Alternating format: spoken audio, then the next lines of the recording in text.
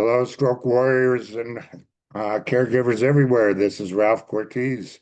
Welcome to another Stroke Warrior Radio's Survivor interview. I'm your host, Ralph Cortez, as I already said. Um, today's episode is pretty special for me. We're talking with Stacey Quinn. Hi, Stacey. How are you? Hi, Ralph. Hi, everyone. I'm doing great, thanks. Good. Stacey is a stroke survivor and a founder of My Stroke of Hope, and a passionate advocate and a true force for change. Uh, Tell us about how you turned your personal health crisis into a mission for others. It wasn't really easy at first, Ralph, because I was a little, after everything had happened to me, I was afraid to talk about my stroke because I worried, would it affect me getting a job down the line? Could it have consequences? But I realized I do believe things tend to happen for a reason. And I thought, I need to do this. I need to advocate because, Ralph, I didn't want people to go through what I went through. I was misdiagnosed for 10 days. And partially, I am at fault because I didn't know stroke symptoms at the time. So I accepted the fact that the doctor said I had a migraine. Then they told me I had an ear infection. I accepted those without really asking the right questions. So, in a lot of my talks and a lot of what I do, Ralph, I really encourage people to be the CEO of their own health because I do feel like during my health crisis, I wasn't. And I wish I would have known that back then. Yeah. Well, take us back to the moment when you realized something was wrong. What were your first symptoms, and what was your experience seeking care like? Yeah, well, Ralph, I remember it like it was yesterday, even though I just celebrated my 10-year, I call it my 10-year cativersary in December. It was a few days before Christmas, and I was on my way to work. And at the time, I worked in financial services in New York City, very high stress job, lots of hours. And, I was on the train and I was like, wow, it felt like there was a jackhammer in my head. I'm like, this is a really bad headache. And I thought, okay, it's the holidays. I've been working a lot. I'm going to run into Starbucks. I'm going to get a coffee and, I'm going to take a Tylenol and it's all going to work out. The day goes on and I'm like, wow, this is getting worse. It's getting worse. And then I go to meet with my boss and it was my new boss. So I was a little nervous, wanted to make a good impression. My head's pounding. Now I feel sick to my stomach, but I'm like, I'm going to get through this. I'm going to keep going. Then during the meeting with my boss, I remember I went to say, Jill is working on the project. And it came out like I was speaking a foreign language. And I remember it came over me. I was scared. I was like, this is so odd because in my head, I knew what I wanted to say, but the words would not come out. But then my speech went back to normal. And I'm like, okay, it must be the headache. And then it happened again for a few seconds. And then everything went back to normal. And, my boss was very kind. Are you okay? Yeah, I think I'm fine. Apparently, I don't think she knew stroke symptoms either. And so I just rationalized the incident as a bad headache. But then what was interesting was I remember texting and calling and emailing my mom, and I'm like, I had this, really weird thing happen to me. And my mother, if you knew her, she's a little crazy, overreacts. She's like, Stacey, you're having a stroke. Go to the hospital now. And I was like, oh boy, here we go. So we agreed that I would go to urgent care that night. First mistake, right? So I go to urgent care, and the doctor looks at me as a young, healthy woman. You're overworked, you're stressed out, you have a headache, gave me some pills, off I went. Couple days pass, Ralph. Things are not getting better. My head hurts. My vision's a little off. And then I go back to the same doctor, and they're like, and my ear hurt. You have an ear infection. So they gave me ear drops. Oh boy. So, Ralph, now we're at 10 days. And honestly, my head hurt so bad I wanted to die. And I said, I can't do this anymore. So I was at my desk at work in New York and I just Googled this random neurologist. And I said, okay, I'm going to go to this. And I called, and the woman's like, yeah, we actually had a cancellation. I said, great. So I go in and meet him, and he's kind of looking at me, he's pondering, and he's like, you know what? I think you're okay, but I leave no stone unturned. And I always remember this, I leave no stone unturned. He said, I'm going to send you for an MRI and an MRA of your neck and your brain, and you need to go now. And I was like, doctor, I have personal training at the gym tonight. I got to get back to the office. Can I postpone it? Dumb mistake again, Ralph. And he's like, Yeah. okay, but the most I'll let you postpone it is a day. I postpone it a day. Fast forward, I get the test. Hours later, I get the phone call, which wasn't a surprise, that I was in danger of having a catastrophic stroke, and there were people waiting for me at the hospital, and I had to get It's such a common theme. I mean, um, I wasn't aware of my stroke. I took some ibuprofen and went to bed, so neither one of us were able to get the TPA drug, I'm sure. So there. that's a common theme. Um, and you were misdiagnosed. How frustrating was that? And share how you got through that frustration, because so many of us didn't know what we didn't know. And how can a new stroke survivor get through that frustration? How did you stay strong during that? I think it was really hard, Ralph, because I do feel like I was living in a fog during that time because my head hurt so bad. I couldn't eat. I, I just kind of went through the motions. And at one point, I don't know what I was thinking. I was like, am I dying? What's going on? And I'm thinking to myself, why didn't I go to the ER? And I guess my advice to someone else is we all know our bodies, right? I knew that headache, everybody gets headaches, right? But I knew that wasn't the typical headache and the symptoms associated weren't normal. And it should have clicked with me, you know what? I got to go to the ER. This is not normal.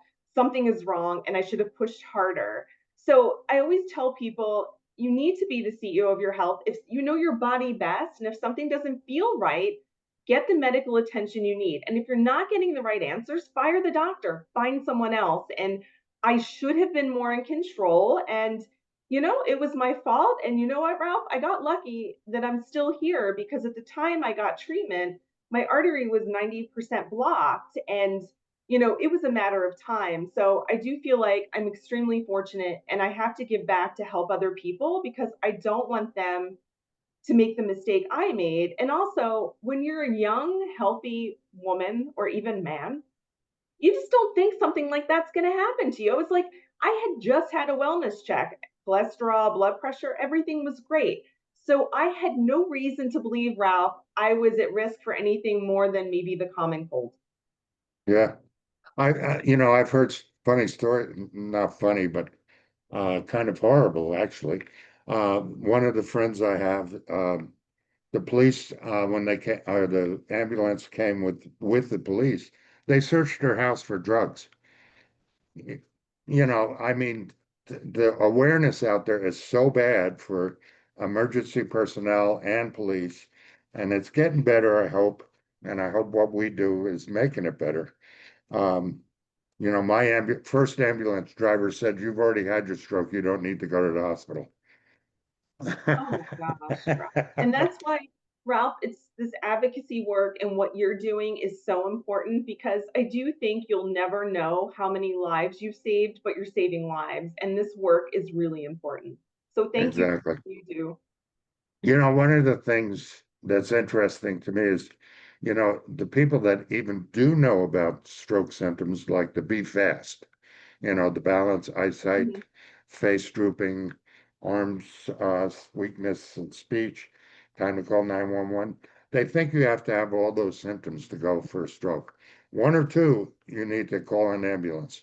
I mean, see, you drove to the doctor and the hospital on your own, and you probably waited in the waiting room for a while at urgent care.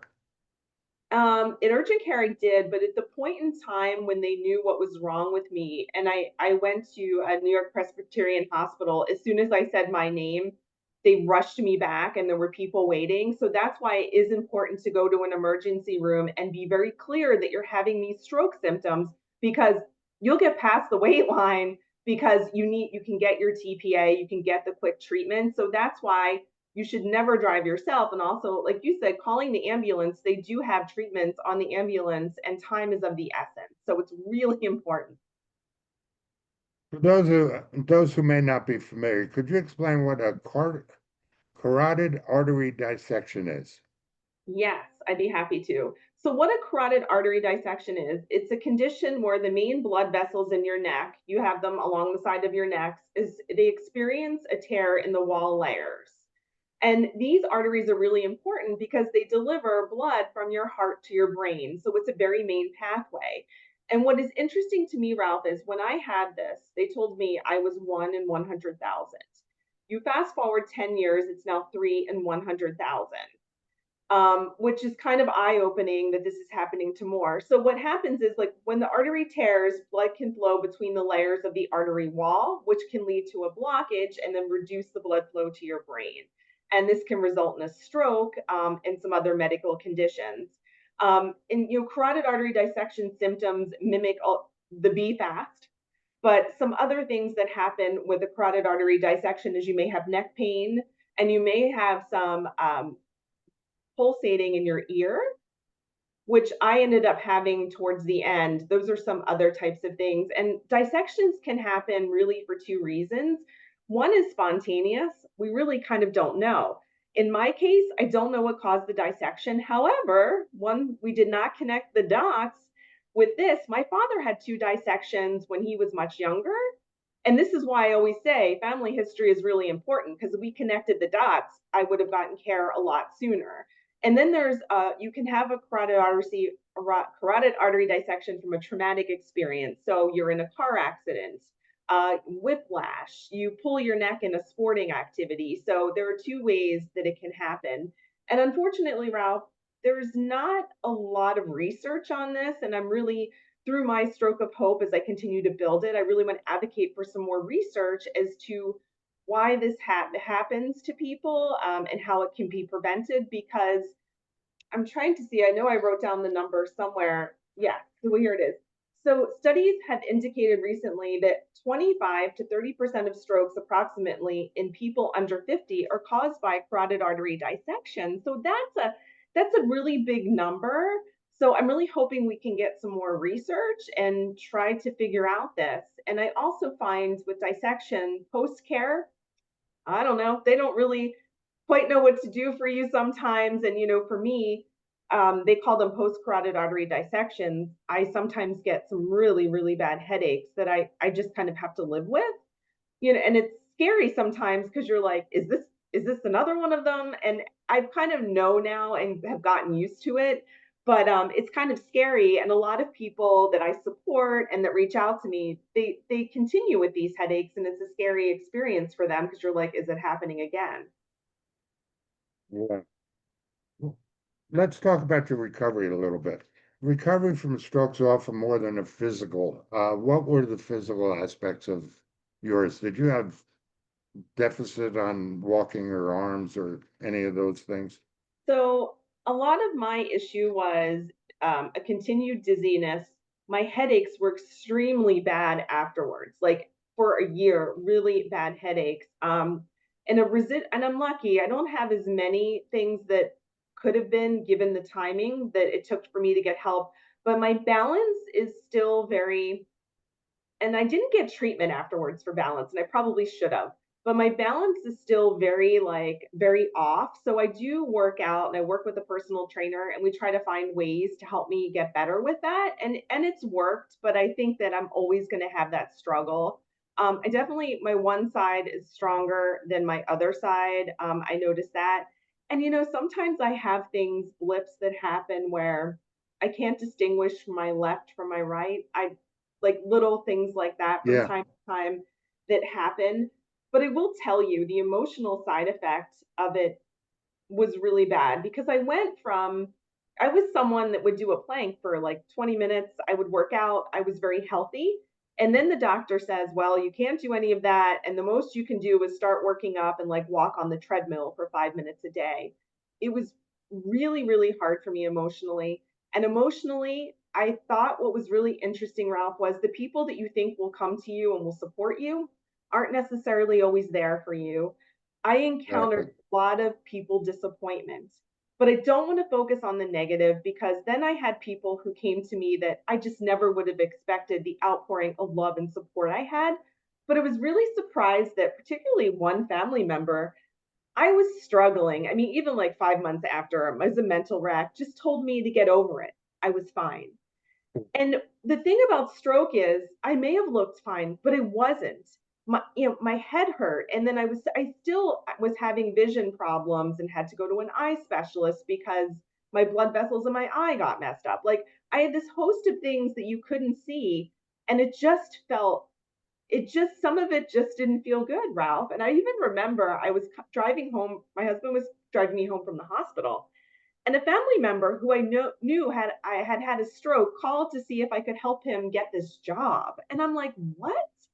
Like, so it was just very interesting to me looking back about how people kind of behaved. But then I really learned to focus on those who cared and showed me the love that I needed at the time. What were some of the biggest challenges you faced? I mean, as far as the mental health, did you seek counseling? Did you have somebody that you can talk to, or So I did start with a therapist, and it didn't go well because he wasn't understanding that he was diving back into like my childhood and stuff. And I'm like, dude, I almost died.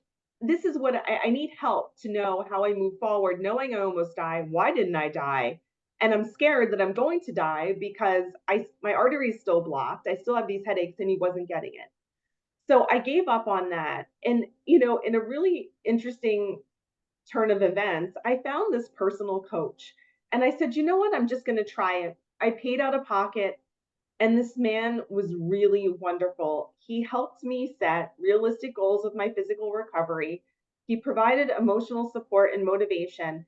He understood my journey, and he's actually the reason I do the advocacy work because he told me, you know, this will help you heal. People need to know your story, and it'll help you connect with other people who have had similar experiences who can help guide you through this. And it was just very eye-opening. So I credit that coach to really helping me because the therapist, I'm like, what happened to me when I was 5 isn't what I need. I need support with this. So the personal coach was a really great investment for me and helped me, I think, be where I am today.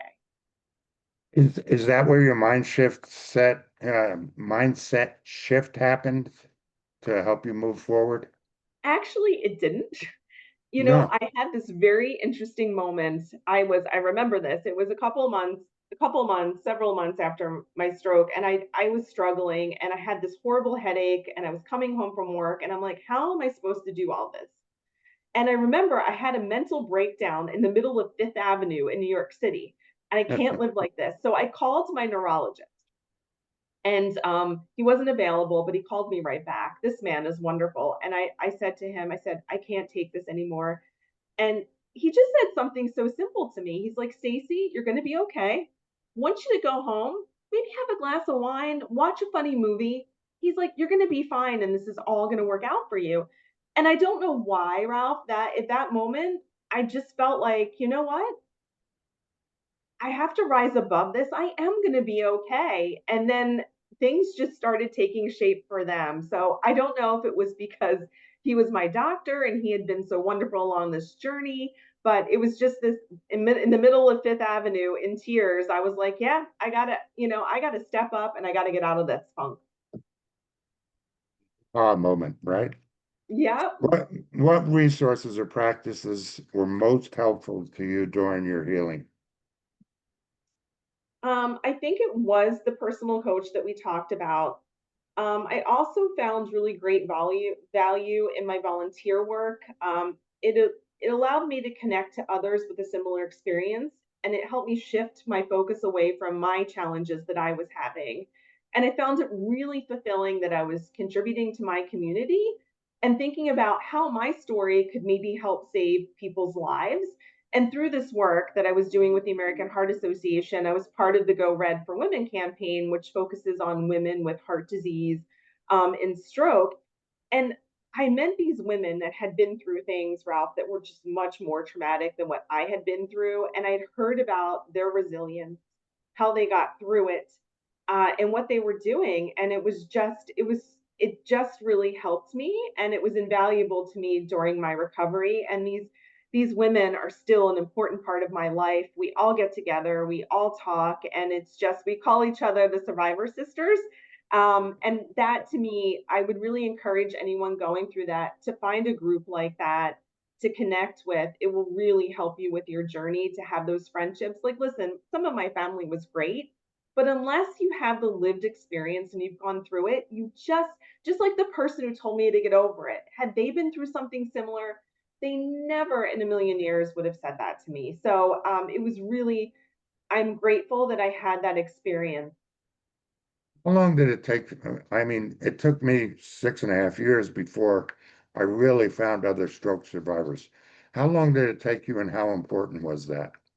Ralph, it only took me a year because I was very lucky. I had a woman that I had done some work with, and she was part of the American Association, Heart Association's Go Red for Women campaign, and they were having this luncheon. And she's like, Stacey, why don't you come as my guest?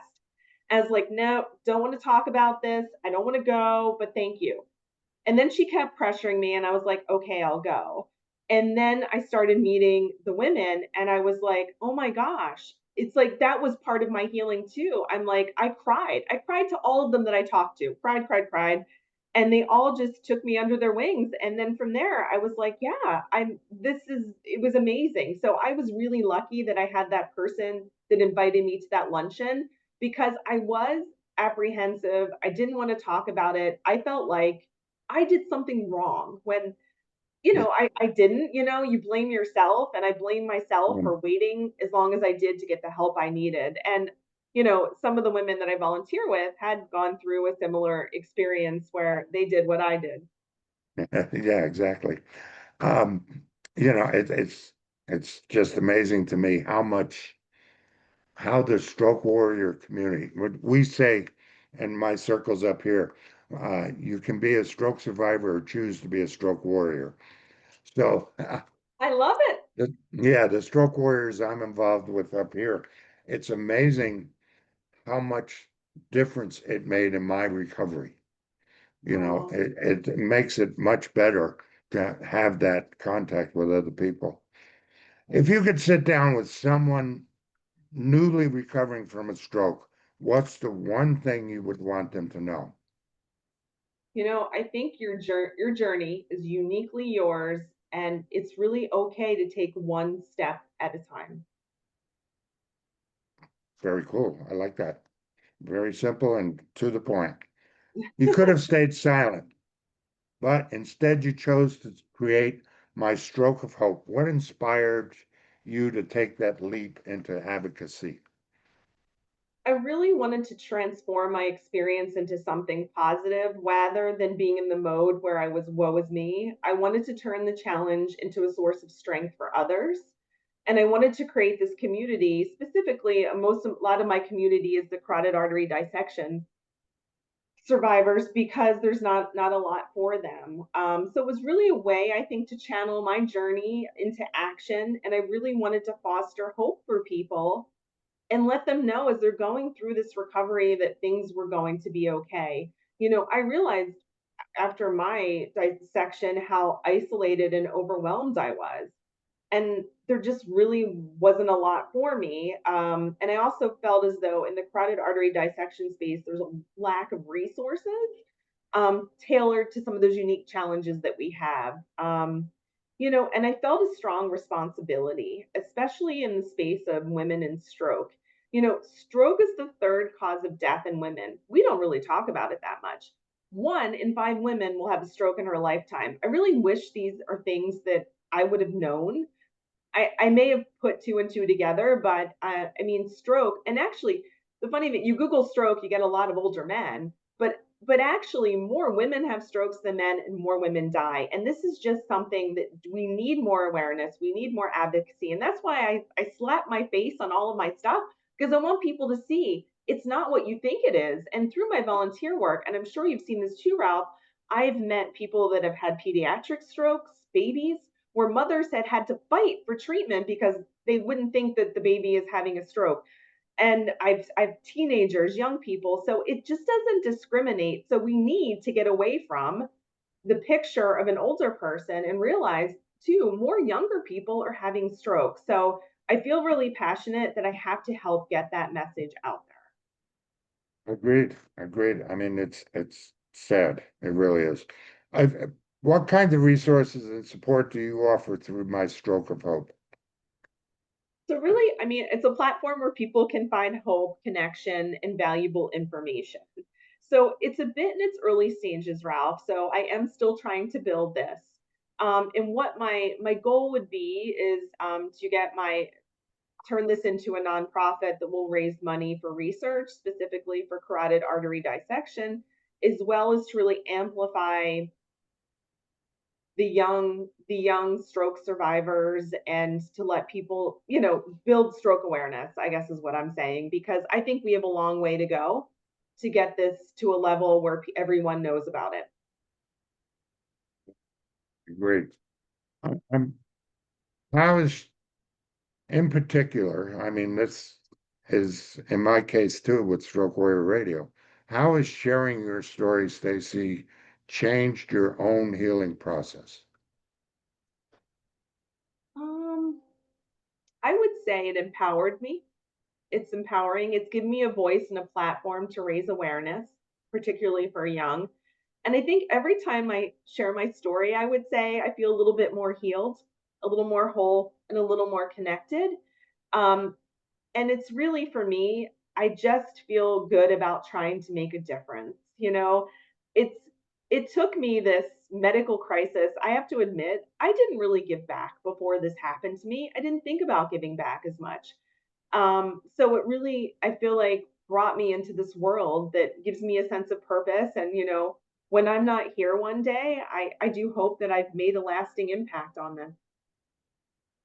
A curious question, and I kind of ask most people this. What have you learned about yourself since the stroke? I'm a lot stronger than I ever thought.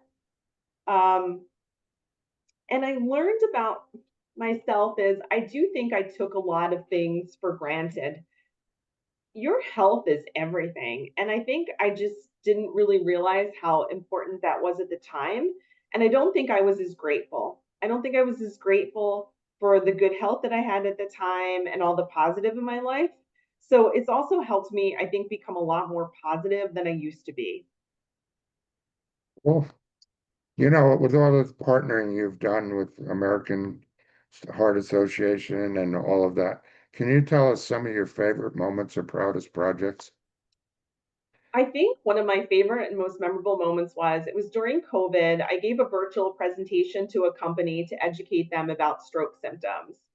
And then a few weeks later, an attendee who listened to my presentation got a call from one of his employees and said that a guy was on a call, the work call, and he was slurring his speech. And the guy remembered my presentation. And well, actually, the person had said, I think he's been drinking, like this story you said earlier. And he remembered my story and he's like, we need to get an ambulance to his house. So his manager called, got an ambulance to his house. They rushed him to the hospital, and he ended up being in the ICU for 3 days. But he survived because he was treated so quickly. He was having a stroke. So I always wonder, like, you wonder whose lives you touch and if you're making a difference.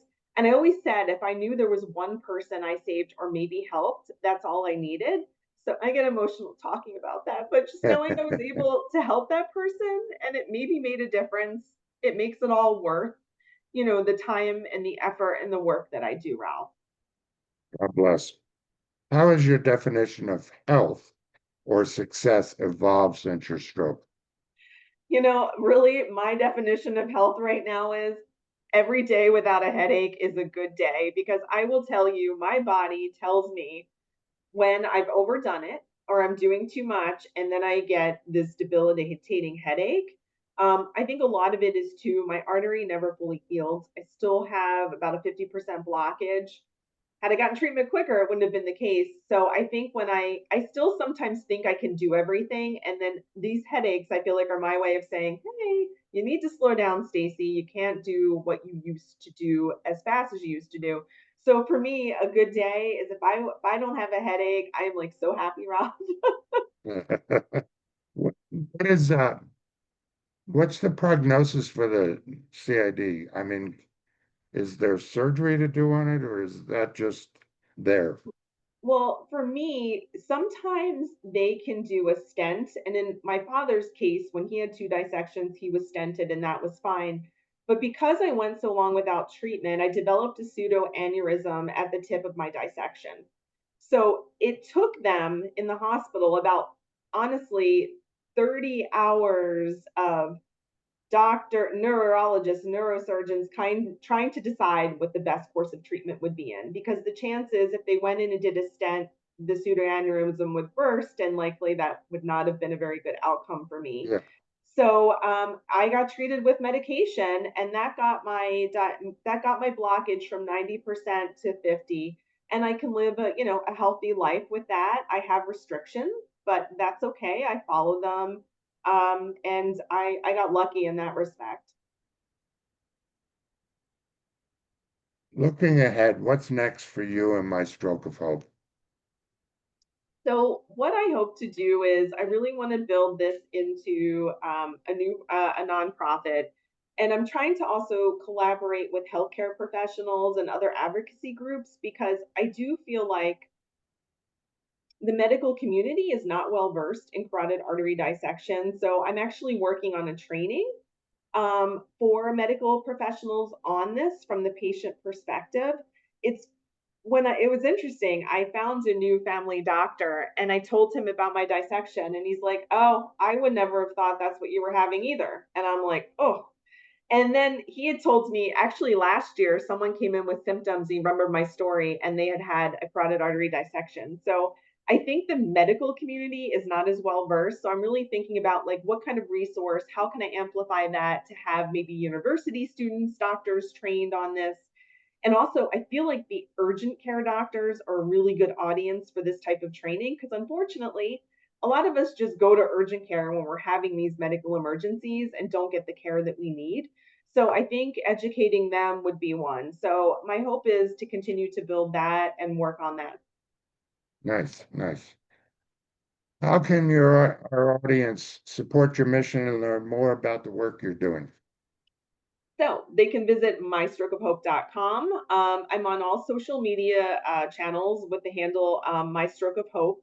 If anyone out there, wants to partner on awareness campaigns, share their story, especially those who have had experience with carotid artery dissection, I would love to hear from you. Also, if you've experienced like something like this and want resources or someone to talk to, I want everyone to know, please reach out to me.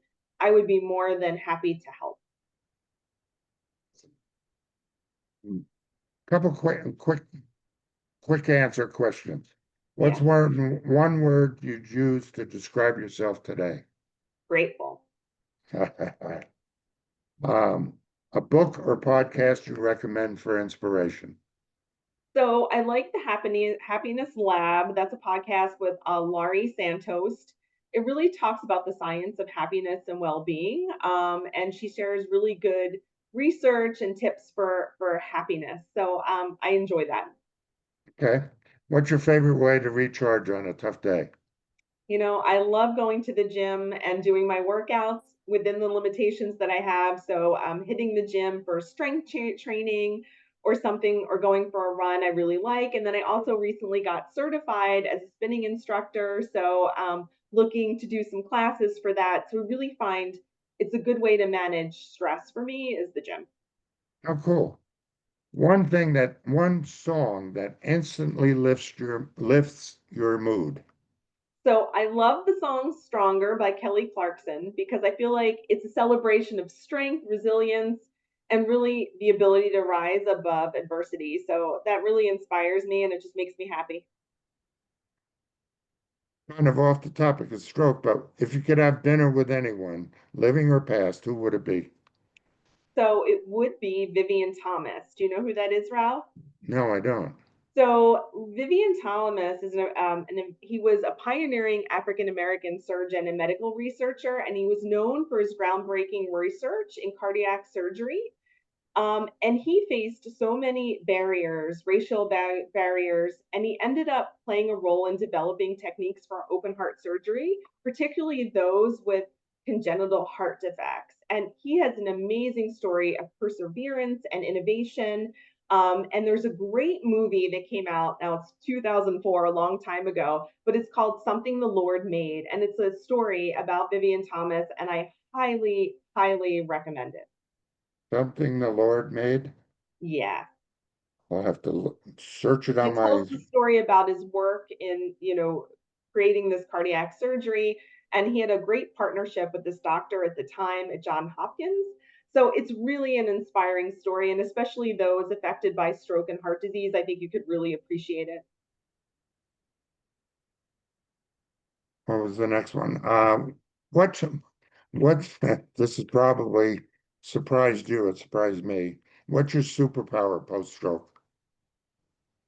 You know, I feel like the thing that I've gained or would be my advocacy work. I really do feel like it's like my and giving back to save lives. I didn't do that before, and I view that as a gift that I got from my experience. Finally, Stacey, if you could have our listeners or leave our listeners with one powerful message, what would it be? I would say it's not the setbacks that define us, but how we choose to rise from them. Very nice. Anything else you'd like to add today, Stacey? No, Ralph, I just want to thank you for having me on your show today. I want to thank you for all of your hard work, raising awareness of stroke and supporting warriors. You're doing amazing work. And I think with all of us banding together, we can really, really make a difference. So thank you for everything that you do. You're truly inspiring. And thank you too. I love the work you're trying to do as well. It's Thank you. awesome. Thank you. Have a Thank you. great day. You too. Bye bye. Yeah, don't leave me. Okay.